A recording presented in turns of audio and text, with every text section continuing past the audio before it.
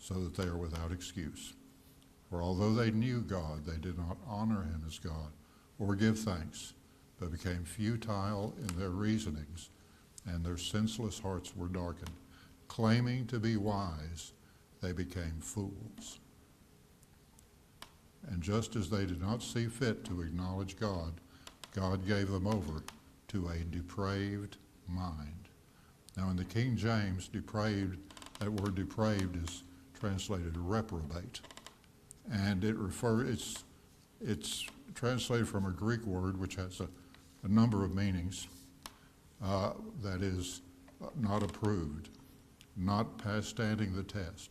It's also used of sterile soil. Sterile soil, that's ripe with meaning. But they pursue things which are sterile, which have no meaning.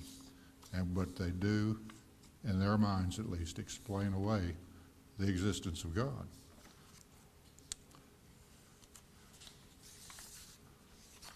You know,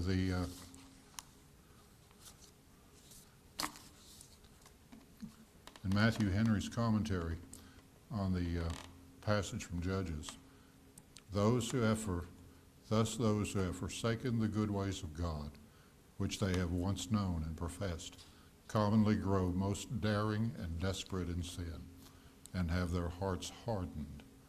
Their punishment was that the Canaanites were spared, and so they were beaten with their own rod. Men cherish and indulge their corrupt appetites and passions. Therefore, God justly leaves them to themselves under the power of their sins, which will be their ruin.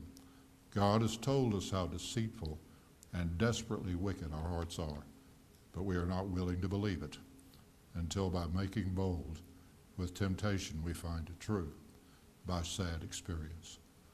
You know, something we're seeing in our time is